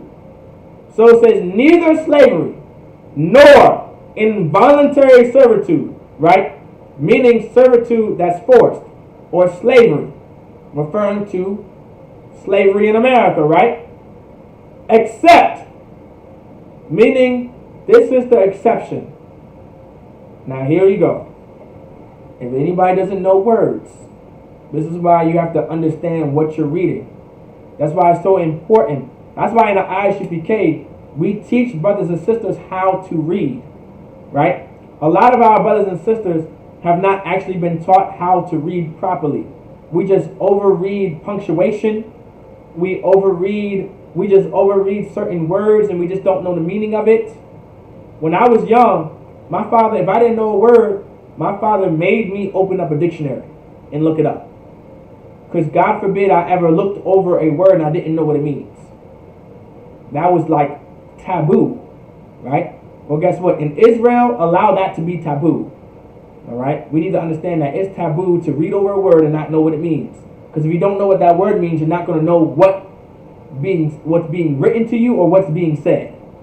All right? That's why the Christian church fails to rule over black people the right way or teach black people the right way, because they fail to be what's written to them. Because they don't look up anything. They say, well, I feel, instead of, well, this is what it is, because this is what it means. All right? Neither slavery nor involuntary servitude except meaning what? The exception of. Meaning there's an exception, right? There's an exception. This is why I'm reading out of the Constitution, because I want you guys to understand how important these words are. There's an exception.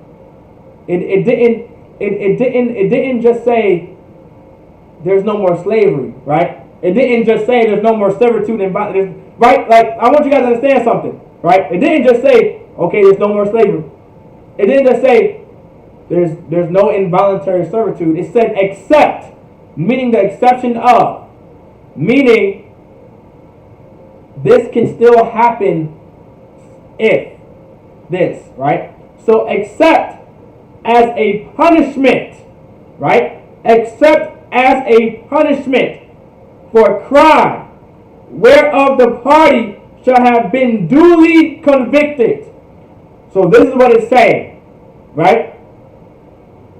Neither slavery nor involuntary servitude except, meaning an exception of, as a punishment.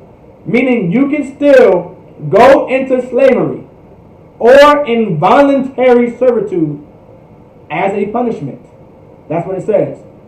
For a crime whereof the party shall have been duly convicted. Right? So if you are convicted of a crime in America, you can be thrown in slavery or involuntary servitude. Right? Jail is the new slavery. Prison is that new slavery. Did you know? This is going to blow your mind. They still pick cotton. In certain prisons in the South, you still pick cotton. Who else is going to make your shirts? Who else is going to make your shoes? Who else is going to make your iPods and your little iPhones and your Androids? Who else is going to put your lights on? There were black prisoners fighting those fires in California, in Paradise, California. They got black prisoners to fight those fires. And they fought, and they were fighting them well, to the best of their ability. Now you think those brothers are going to get out and get a firefighting job? You think they're going to be like, you know what? Hey, I'm highly qualified to fight many fires. I fought one of the biggest fires ever known in America in Paradise, California. You know what they're going to say? No, we're not going to hire you because you are a convicted felon. They're going to tell you, we're not going to hire you because you're a convicted felon. Well, allow me to tell you, in lack of better words, of how they would say it in the 1800s. We're not going to hire you because you're a nigger. Salaki for that verbiage, but I want you to understand that's what it's equal to. All right. They say the Bible says their words are as smooth as butter, right? And they're sweet, but there's violence in their hearts. All right. Don't be tricked. Don't be deceived. That's why they say the white man is the devil. Don't be deceived. All right. Don't be deceived. And it says, for a crime whereof the party shall have been duly convicted shall exist within the United States. Wait, hold on. Specifically, this is what's going to exist in the United States. So you will go, if you are a criminal or convicted of a crime, because you are quote unquote a criminal, this is what's going to exist in the United States. Still, slavery and involuntary servitude. Or any place subject to their jurisdiction. Right? So, or any place subject to their jurisdiction. So anywhere that these people have jurisdiction at, they can still throw you into slavery. They can still throw you into involuntary servitude. Section 2. Congress shall have power to enforce this article by appropriate legislation. So now Congress enforces this. Right? That was the Constitution. Right? I was reading that from the Constitution. Those are not my words. These are the words of your oppressor that you love and trust so much. He said, you thought that he abolished slavery. You thought that he got rid of slavery. But all he did was constitutionalize it. All he did was make it sweet. All he did was butter you up. I'm using these words purposely. Okay, these are precepts in the Bible. He gave it a little sweet, and butter it up for you. Right? He made you think that he abolished slavery. He made you think that he got rid of it. Right? Now, you're telling me, right? Now, in order to be convicted of a crime, in America, you have to go on trial. Right? To be convicted of a crime, by the way, you have to go to trial. Right? I'm going a little bit over time, so lock it. So, just to make this one point. In America, in order to be convicted of a crime, you have to go to trial. We are now going to trial about a slave patroller, a police officer, murdering a black man in America in the state of Minnesota. His name was George Floyd. And we're trying to seek justice for George Floyd in 2021. And we're going to trial for this. We had many attempts in America that these slave patrollers, these police departments, have gotten away scot-free from the murder of our brothers and our sisters. Right? And this is in the 2000s. But you want me to believe in 1865, a black man stood freely in a courtroom and was fairly trialed? You've got to be insane. We're not even fairly trialed today. You think this trial of George Floyd is fair? There should be no goddamn trial. He murdered him in cold blood. He was begging for his life. And you really think that this trial is fair? There should be no trial. There shouldn't be. But because he's a slave patroller, why would he go into involuntary slavery? Why would he go into slavery? Why would he go into involuntary servitude? When it had nothing to do with him. It was for you. For so-called blacks, Hispanics, and Native Indians. It wasn't for him. That amendment wasn't for him. He didn't have to worry about being convicted the way you're being convicted. That's why we're having the trial of George Floyd right now.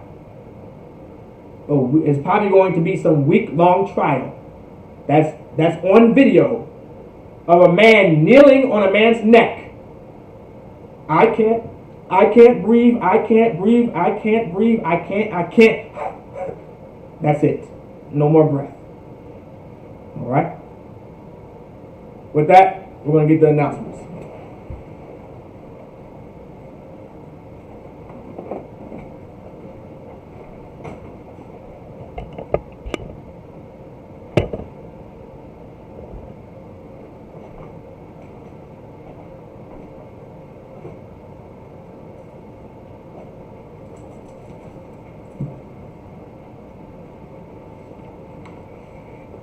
ISUBK security announcements. We are the ISUBK, start at 1 West, 125th Street, Harlem, New York, under Commanding General Yana. Rule for new brothers and sisters. When a new brother or sister comes into the school, They are off limits for 6 months.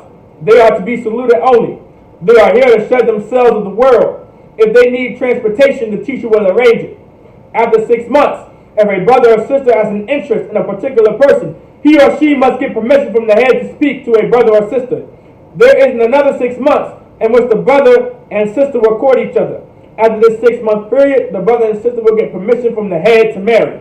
Tithes, which is a commandment. Numbers 18:21, Malachi chapter 3 verses 8 through 10. Now Isupk means tenth in the Hebrew. 10% of every penny of any increase the Lord gives you. Give the treasury department or teacher. Priest fund, free will offering for priests, not mandatory. Whatsoever amount you would like. Upcoming holy convocation is the Passover. The Passover on April 24th in Houston, Texas. All right. Listen, I think that's about in almost 2 more weeks, man. 2 more weeks of the Lord's Passover, man. It's going to be a beautiful time. Make sure you get your Passover fees in. Communicate with the brothers in the school. No excuse. Make it to the Lord's Passover. All right. It's going to be a great time. We're going to have some lamb and unleavened bread. And we're going to talk about that unleavened bread after this. It's going to be ATV riding, fishing, horseback riding. It's going to be a beautiful time. Got some liquor, some wine, some dominoes, some spades. Listen, you're going to truly get a glimpse of what the kingdom of heaven is really going to be like. All right? Make it to the Lord's Passover. After the Passover is, Salaki. I'm not going to, okay, Salaki. Also, sisters, any sister that wants a corsage, pre-order your corsages. There will be no corsages being sold, right, at the Lord's Passover. So make sure you are to pre-order, get in contact with whoever is selling and pre-order your corsages so you can be able to pick them up. All right. The unleavened bread is literally the next high holy day right after the Lord's Passover. It deals with us not having any yeast to rise out of bread once we left Egypt into the wilderness. All right. So how do you honor that, or how do you keep that high holy day? Anything that has yeast in your house, take it out. Put it into your car, put it somewhere, all right? It just cannot be into your dwelling place. And you cannot eat anything with yeast in it, all right? So if you're coming back from Passover, you might be a little hungry and you might want to get yourself a bag of chips. You may want to look at if does this chips have some yeast in it some way, somehow. Don't buy yourself a hoagie or some sub because you're really hungry on the flight back. And you're like, oh, God dang. You don't want to do that, all right? All right? Keep, that's why you're in class. Keep the Lord's commandments, all right? So, do not eat anything with yeast, and do not have anything yeast into your dwelling place. All right? All right? With that, I'll say Amaya, which means to stand. Sora, Panya Hakadam, which means turn and face to east. We're going to do the Lord's Prayer in the Hebrew. All right? The Lord's Prayer in the Hebrew, Abanawa, Shabbat Shemaya, Qudash, Hayah, Shemka, Yahweh, Malakuka, Daba'ah, Vatazaka, Hayah, Aisha, Barataza, Kawa, Hayah, Vashemaya, Nathananawa, Lacham, Kal, Yawam, Wasalak Lanawa, Kabawak Nawa, Kasalak Nawa, Kabawak Yanawa, Wala'ah, Dabayaan Nawa, Banasayawan, Abor, Hawashai Nawa, Mayan, Ra, Kaya, Laka, Humalakwa, Waha'ala, Wahatapara, La Awalanium, Aman. In the English, our Father, which art in heaven, hallowed be thy name. Thy kingdom come, thy will be done in earth as it is in heaven. Give us this day our daily bread, and forgive us our debts, and we forgive our debtors. And lead us not into temptation, but deliver us from evil. For thine is the kingdom, and the power, and the glory, forever. So be it. We're going to get the prayer of the curses. All right? The prayer of the curses. Blessed you, Yahweh, King of heaven and earth, and all things living. Yahweh, in the name of Yahweh Shai, listen to us now, right now, and punishment and destruction to the heathen that speak against us, thy prophets, the teachers, the princes, the priests, the Israelite brothers, school. Send evils and curses and punishment and destruction to the heathen, and shake loose the treasure of the rich of Israel that refuse to give to the school. Force their riches to enter in thy sanctuary. Send evils and curses and punishment and destruction to the Edomites and the nations and the drug dealers, the court system, the prison system, Planned Parenthood, all the governments of our enemies, Amalek synagogues and armies, Roman Catholic Church, the Pope, Egyptology, Aryan Nation, the lesbian movement, SPY, NASA space programs, Army, Navy, Air Force, Marines, Wall Street. Open up the internet and the airwaves, the cable access channels, and the radio channels. Convict the spirit of any of thy people that seek to stop us and bring swift destruction to all the heathen that stand in the way or try to stop us from broadcasting your words throughout the planet Earth. Let loose all the plagues. Let loose all the plagues. Let loose all the plagues. Cause them to go to and fro through the earth and consume them. Let the plagues shake the house of the thief and the murderer. Let Yahushua, Michael, and Gabriel come down with the flying saucers and punish all the heathens that come up against us as we speak thy word. Cause it to be known by all that is the angels that have done it. Cause it to be spread through the media, throughout the whole world. Cause them to shake at thy coming. In the name of Yahushua, thank you always, so be it. Sar, which means to turn. Men of Israel, we're going to give a curse salute to the brothers. Men of Israel, Madam Shabbat, Amayim, Barak, Yahweh Ba'ashim Yahushua, Book of Thumb. Yana Matah. Sar La'arafim, which means turn and face the sisters. Men of Israel, we're going to give a curse salute to the sisters. Men of Israel, Madam Shabbat, Amayim, Barak, Yahweh Shamar Elathan Ba'ashim Yahushua. Yana Matah. With that, class dismissed.